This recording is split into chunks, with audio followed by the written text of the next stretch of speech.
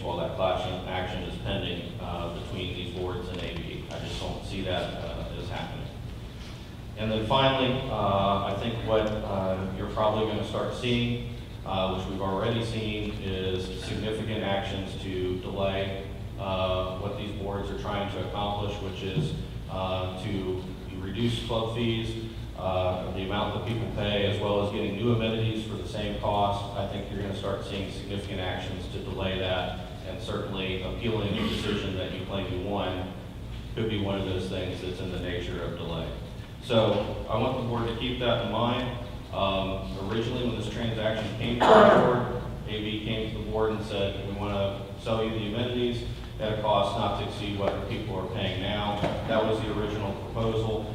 What we've tried to do and what's in your agenda package today is to go ahead and try to keep the transaction similar to what you all had agreed to before. Certainly, we've taken the assessment equalization payment concept out of the district's purchase and sale agreement, as well as the assessment methodology, so the district is out of that business of ensuring that that certain people will have a lower assessment. That's something that's being handled privately by AV and those homeowners. So with that said, I'd be happy to answer any questions of the board, but as we go through some of these documents, Lindsay will do some and I'll do some, and see where we go from there. Mike, could you explain the equalization so people in the audience understand exactly what he is proposing to do? And I think Mr. Shula had stated this in the beginning, is that if the prior assessment methodology had gone through, that there would be adjustments made to assessments to account for the fact that certain people pay lower club fees than they currently do. The judge was concerned about the district doing that in the manner in which we did, and rather than appeal, we've told AV that you all need to go and work that out with the homeowners in terms of how you reach those assessment levels. So what I heard from AV earlier today is that they intend to make a cash payment at some point to buy down the assessment levels of those folks. And as the board is not the one that's mandating it, it's not in our methodology, it's not in the purchase and sale agreement anymore, the board won't have any choice but to accept that payment. Anybody can go in today on your pond bank assessment and say, here's $5,000, I want $5,000 of my assessment principal paid down. And the district can't refuse to accept that. So that's what's being proposed, is that it will be handled privately and not through the districts. But in the assessment methodology, it's going to say that everybody's going to pay the same assessment. That is correct. When we get to Kevin Clinton's presentation, it will say that we are levying an assessment in the same amount for every developed lot and undeveloped lot.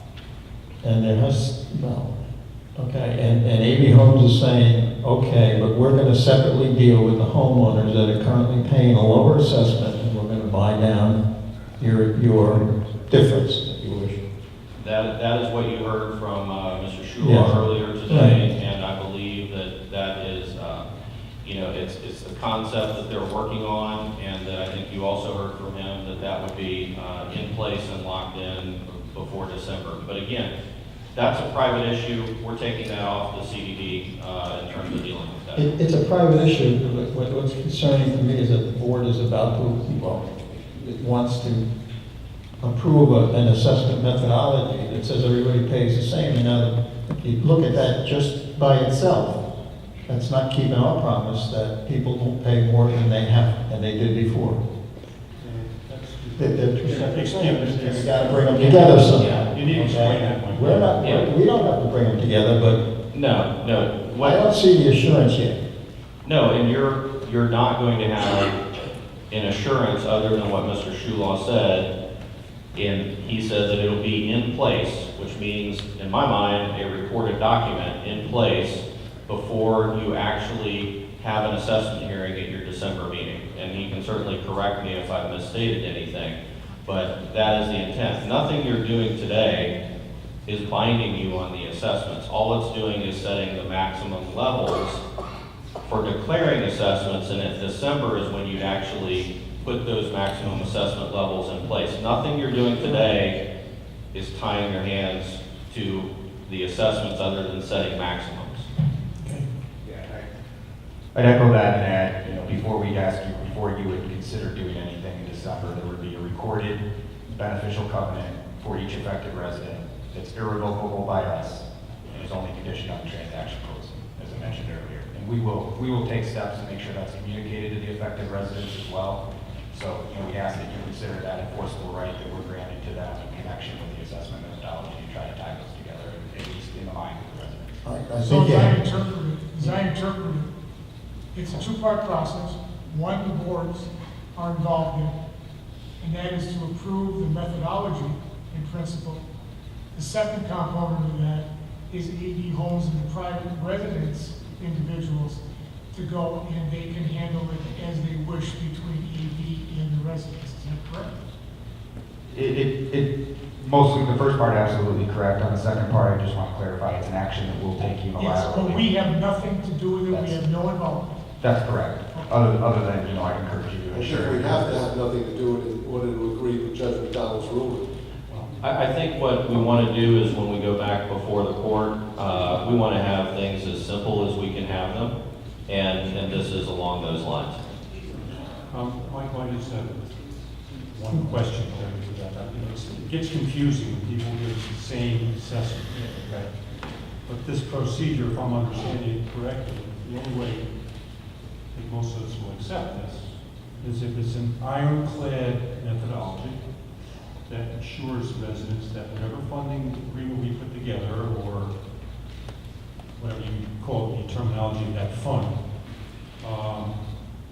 maintains the current assessments that people pay today, or less. Am I stating that correctly? You're stating it correctly in the sense of what AB is stated they're committing to do, but you use the word methodology, which just deals with the district. So the district is out of the business of accounting for pay downs of assessments for people who pay lower club fees. We're not going to be involved in that. And what AB is saying is, we're going to deal with that privately. We have a plan to do that, and we will lock that down, because again, AB is saying, we want to do this for the residents, because that's what they said initially, is they didn't want people to pay higher assessments. So, but that's private, and I think your message is loud and clear to them. Because obviously the assurance we want, even though we're not involved in that, is that whatever process is put together protects the residents. That's all I'm saying. Understood, it just won't be through a district process.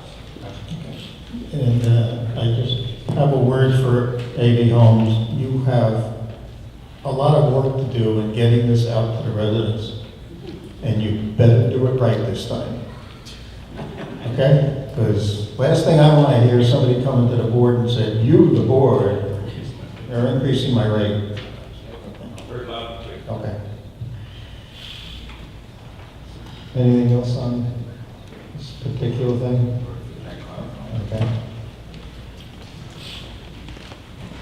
All right, next item on the agenda, I guess we're up to item number 7, is consideration of amendments to existing amenity documents. The first item is a consideration of amendment to the asset sale and purchase agreement. Yep, Mr. Chairman, I can run through the changes on that agreement very quickly. Number 1 is we changed the definition of bonds to set the amount of bonds that are projected based on the changes to the methodology and current market conditions. And this is just the amount that we'd be saying that we're committing to issue at this point in time. Obviously, that's subject to change. It was changed a couple times before, but we thought now's the time to take another snapshot and see where we're at. So it doesn't commit the district to do anything that's really materially different than what we did before. Purchase price, we changed the definition of that, and it is now deleted the assessment equalization concept. We also had a reduction in the purchase price of about $800,000 that we have implemented here. So the purchase price now is $72,900,000. The definition of equalization amount was taken out. The funding agreement, we just clarify that to add amended from time to time because that keeps getting amended. We extended the inspection completion date until March 1st of 2018 and extended the bond validation date to that date as well, just to account for changes in the schedule. We deleted the definitions of project management agreement, project manager, project management duties, and project management fee from the agenda. And again, that's consistent with what Mr. Shulaw said at the beginning of the meeting, that we're changing the structure of that arrangement, which, for the benefit of the district. The purchase price, again, that we took out the assessment equalization concept, that's paragraph 11. Paragraph 12 talks about the employee leasing agreement. Instead of doing a project management agreement, we're doing an employee leasing agreement. And the hope is that we will be responsible only to reimburse overhead costs to the employees that we lease for purposes of doing this work. And I think Mr. Shulaw said that we all anticipate that's probably about another $500,000 that can be used for renovating the bistro or renovating mosaics or buying new treadmills or doing better tennis courts, whatever the board decides in terms of how to use that money. But that's a significant improvement to our funding for those new amenities and helps offset the fact that you went from a 500-seat theater projected to a 600-seat theater projected. Because if you recall, that was one of the things that was driving up the cost. Number 13, all we did with there was we had specific calendar years in there or fiscal years in there that we anticipated we would be done with this transaction. Because it has been delayed, it can be delayed significantly by the class action. We just made those generic in terms of partial fiscal years and full fiscal years. And that's 13. Paragraph 14, we substituted in a new legal description. Because during our inspection period, we discovered that the legal description for the Performing Arts Center, that real estate was not included in the original legal description. We caught that probably within a month or two after we signed the contract. Talked to AV. AV then commissioned to get the additional survey work done. It was an oversight at that time, and so we're just substituting that in, and we've known we've had to do that for a long time. The litigation update, the seller has added the class action to the litigation update. Again, this is not a responsibility of the district, and it's a retained liability by the developer, but it needed to be updated because they didn't disclose that because it didn't exist at that time. Other than that, those are the changes to the asset sale and purchase agreement, and I'd be happy to answer any questions the board has, but I would be recommending approval of this document if the board desires to continue with this transaction. Regarding the change from the project management course to employee leasing, is there any idea of what the employee leasing might run course-wise? Is there any, can we get any kind of a maximum in there or something like that? How does that work? Well, I think originally that fee was around $550,000, and I think Mr. Shulaw had estimated that that would put an extra approximately $500,000 into the construction fund. So certainly on simple math, it's about around $50,000 of reimbursement for overhead costs. But I'd have to ask Gary if he wants to speak to that issue any further. The only reason I ask is it seems open-ended now, it's employee leasing. We can always do an MTE, not to receive it. Yeah, that's acceptable, so that's what we're trying to appropriate amount based on estimated time, and I would expect it to be in the range that Mr. Everett just mentioned.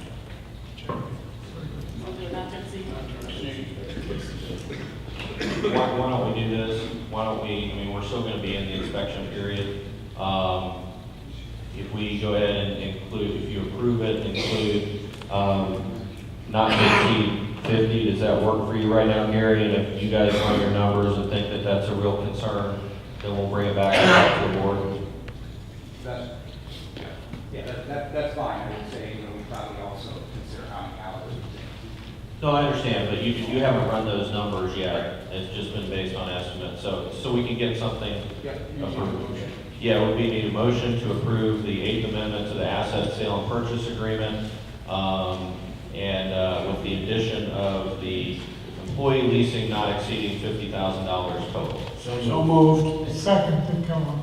All in favor? Aye. Aye. All opposed? No.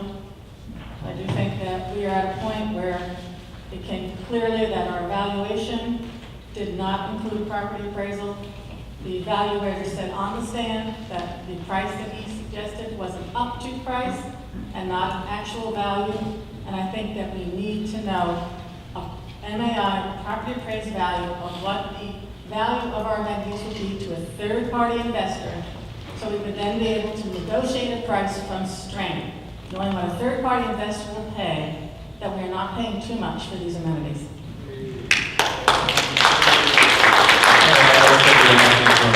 From the Point Siena West Board, we'd like your sign off on this because it is, I think, contemplated by the interlocal agreement. All right, you heard the description of the motion. Do I have a motion? I so move. Do I hear a second? Second. All in favor? Aye. Motion carried.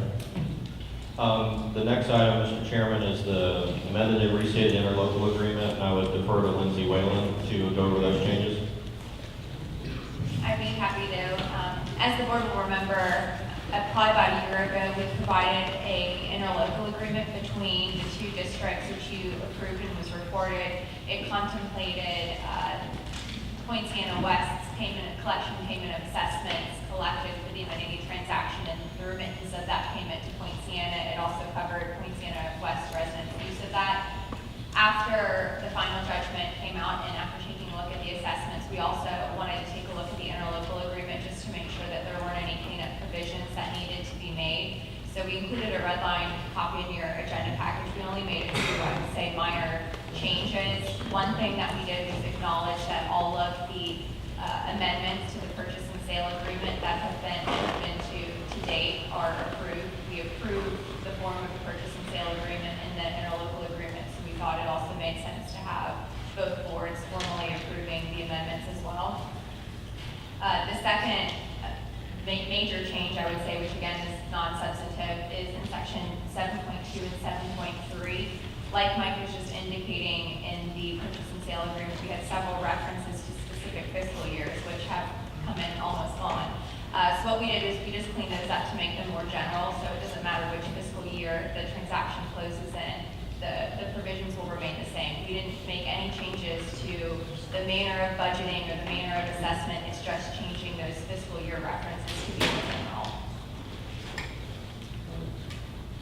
So if there aren't any questions, we should have a motion to approve from both of the boards separately. Mr. Dave, so moved. Dick Kellogg, second. All in favor? Aye. All opposed? Point Siena West Board, consideration of the amended interlocal agreement. Do I have a motion? Motion. Do I hear a second? Second. All in favor? Aye. Opposed? None? Motion carried. Okay. Next item on the agenda is item number 8, consideration of matters related to debt service assessments. And as Mike had mentioned, I'll take this as well, Mr. Chairman. In the final judgment for the validation, the judge ruled against the manner in which the district had initially allocated its assessments. So we're about to walk through a revised, we'll say, engineer's report, and a revised assessment methodology which attempts to remedy the judge's concerns. But in a procedural manner, it's appropriate to formally rescind those resolutions that the boards previously adopted, levying and imposing those assessments based on that prior methodology and based on that prior engineer's report. So you'll see 2 resolutions in your agenda package, one for Point Siena, one for Point Siena West, which we'll adopt, and that will formally rescind the resolutions and the assessments. We'll record a notice of rescission of the assessments as well in the public record. So whenever we adopt or impose assessments, we record a notice. We'll similarly record a notice for the rescission of the prior assessments. Okay, the motion for resolution 2018-01. Dick Kellogg, so moved. Skip Stonefunk, second. All in favor? Aye. All opposed?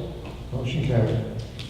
Point Siena West, CDD, consideration of resolution 2018-01. I have a motion to approve. Second. All in favor? Aye. Opposed? Being none, motion carried. Okay, next item on the agenda is a presentation of the new engineer's report. And at this time, I'll turn it over to your district engineer, Michael, to describe the changes that are included in this report in your agenda package. Good afternoon. There are basically two revisions. The first revision, page 3-1.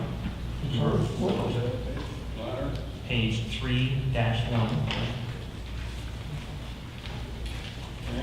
And the revision is in the first paragraph. We changed the initial gross purchase price.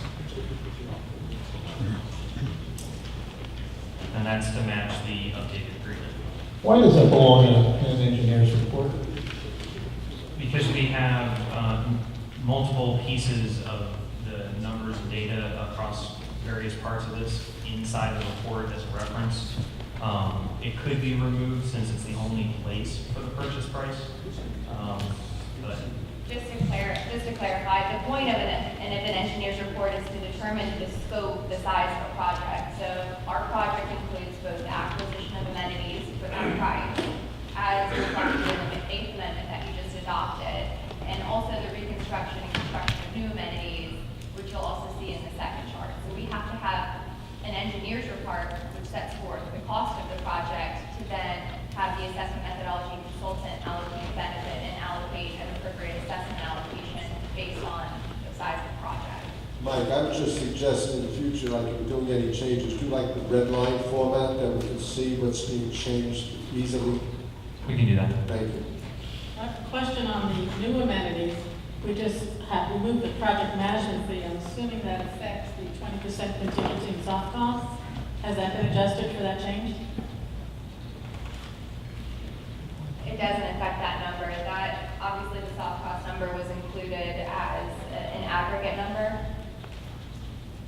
Yeah, but then, so we're not showing the Right. change in project No, management. I understand, but these are all estimates, and so that dollar amount change, while taken out of the, we'll say, project management bucket, it still sits in the contingency line item. To be reallocated finally is determined by the board, but for this purposes, it doesn't need to be reallocated. Okay, so the sub-amount of 11,930 includes that additional amount of money that we put back in, is that correct? That's 3 minutes. Can you repeat that question? Yeah, and just to clarify too, the only change to this page has been the acquisition price as reflected by the Eighth Amendment to the purchase and sale agreement. Everything else is the exact same. Yeah, but you have to realize the board will always go back over. I understand. Everything. I understand, Okay. just want to make sure it was clear. Just a point, the 20% contingency item has 2 decimal places where no other one does, and it kind of stood out like, whoa, 23 million is not what we're talking about. So just be aware of that. Kind of threw things off by a second. Thanks. Very good. The second change was to revise the engineer who's actually issuing the report. Okay, you're on the hook now, Michael. I am. All right. Are there any other questions that the board has?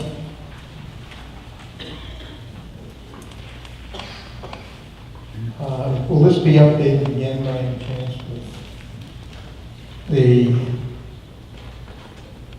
is the track for the performing arts somewhere in here? Yeah, I've already talked to Michael about that. One of the exhibits will be updated. When you adopt this in the assessment resolution, which we'll handle in a couple of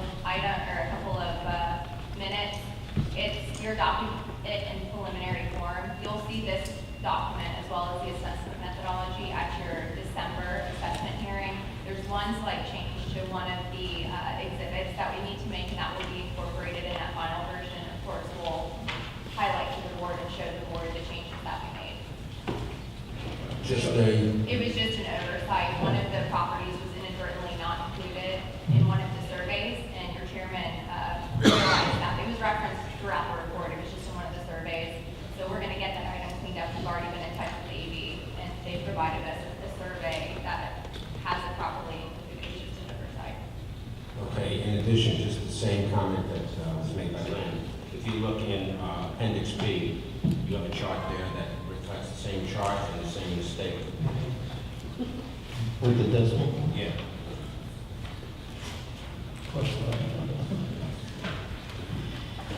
A question, down later on in the document, it talks about opinion of costs solely of proposed improvements. And then it has the summary totals of each item, and then it looks like it's giving us more detailed information, like it talks about lobby, pre-function, auditorium, stage, et cetera, et cetera. These are just estimates, right? These are not what's actually gonna happen because we haven't made those decisions yet, right? Correct. I just wanna make sure. Right, these are based on getting 3 proposals in from various contractors and look at each and every item. Yeah, and that ties in to my next point that I was going to ask your engineer too. That chart reflects Atkins' review of the cost estimates, which were originally provided by AV, but it reflects their review of those amounts to confirm that they are reasonable. So just confirming for the record that those numbers are still reasonable for the scope of the project anticipated. Correct. We reviewed all of the costs that were provided, and they reflect reasonable costs in the market. Okay. Any other questions regarding the new engineering report? Do we need any action taken on this, Lindsay? We'll take action on it separately in the resolution, so we can just hold on that, but move to the assessment methodology and have your assessment methodology consultant, Kevin Plensler, come up to the podium to describe the revised assessment methodology. Just as a 30,000-foot approach, like Mike had indicated earlier, the concept in this methodology is to allocate assessments based on equal assessment per unit basis, eliminating the staggered assessment amounts as was found to be not appropriate by the judge. Okay, so we're on item number 8. C. Okay. Kevin? Yes, Kevin Plensler, Fish Kind Associates. Here today, my beard a little bit grayer, to present the master assessment methodology report associated with recreational facilities construction and acquisition, which outlines the estimated maximum assessment security or repayment bonds that will be issued by the district to fund the rec facilities acquisition, renovation, and additional amenities. The total recreational facilities cost is found in Table 1 of the report.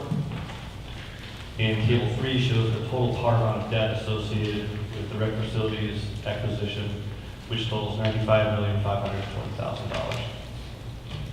As shown in Table 4, the 5,595 planned units within Point Siena and Point Siena West will be subject to assessments associated with the acquisition.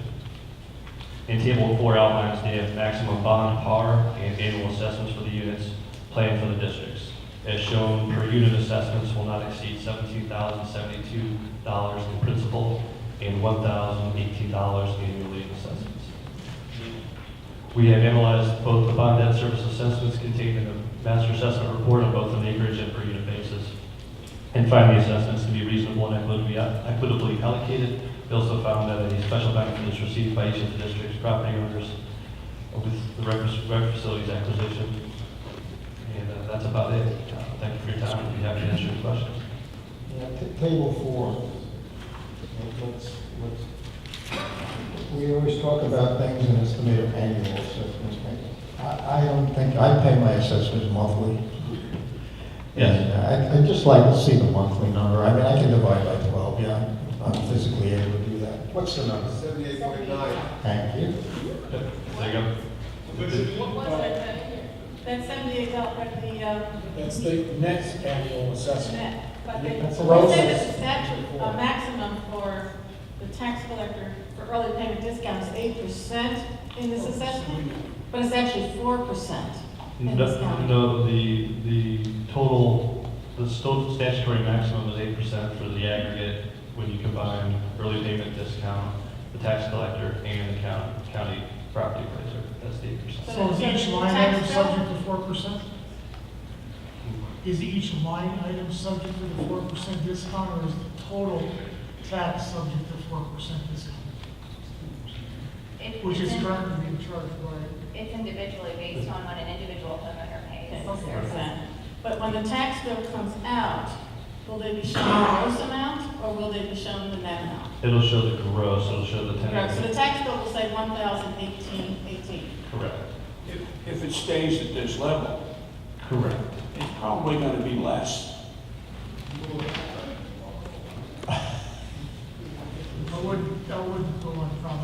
ignoring what we're looking at right now. Right. To be safe. So the tax bill will be 1,018 divided by 12. Which is, $84.83. The tax bill is actually gonna have 4 different amounts on it. But, I mean, that's how it is. It's whether you pay on this day, you pay a certain amount. So if what you're saying is the tax bill will show a maximum amount, the highest number on the tax bill, then you're correct, but that is not necessarily the only number that will be there. People will have the option whether to pay in November, December, January, or February. Yeah, they'll have that option, but that will only be for the total tax bill. It's not going to show in the CDD section. That is correct. It'll have our pond bank on there, it'll have our O&M assessments, it'll have the amenity assessments, but whatever the tax collector collects has a 4% discount, and then they can charge up to 2% for the tax collector fees and up to 2% for the property appraiser fees. But the detail as received in the evaluation or report from the tax assessor's office will show individual line item discounts as we currently get with the CDD bonds, correct? It is up to the tax collector to determine how they do their tax bill. You will, I think, either see, if you see 2 lines now, you're either going to see 2 in the future, or you might see 4. But that's going to be up to them, because 4 lines, quite frankly, is a lot for them to give one local government.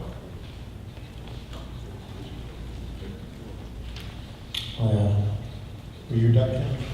Okay, well, any questions on this? No? No questions from Sam?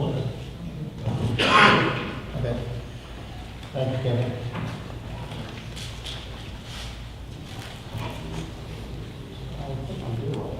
Yeah, so next at this time, Mr. Chairman, if I may, after hearing the revised assessment methodology and the revised engineer's report, it's appropriate to go to item DI. This is the first resolution for Point Siena CDD. You remember when we did this initial process probably about a year ago, and as Mike discussed earlier, this resolution is called a declaring resolution. It declares the district's intent to levy and impose special assessments to fund the amenity debt service. It doesn't lock you in, it's just declaring your intent and kickstarting the process. As I referenced earlier, this document approves the form of the preliminary methodology and the form of the preliminary engineer's report. Final versions of both of those documents will be brought back to the public hearing and ultimately reviewed and approved by the board at that time. I'd be happy to answer any questions, but otherwise, if the Point Siena board is in agreement and we'll take these separately, it'd be appropriate to adopt that resolution at this time, kicking off the assessment process. Dick Kellogg, so moved on resolution 2018-02. Dave Lane, second. Can I just open up that now for discussion? Motion? Is there any reason why this can't be delayed to the next meeting? Because I would like to hear from maybe homes that something has been put in place. The intent and what I'm hearing from Mr. Shulaw is that, again, you'll have I hear intent. You'll have I hear words. Mr. Chairman, if I may, you'll have a public hearing in December. They have committed to you that they will have a recorded document and a plan in place, and at that time, if they do not, we would recommend that you continue that public hearing.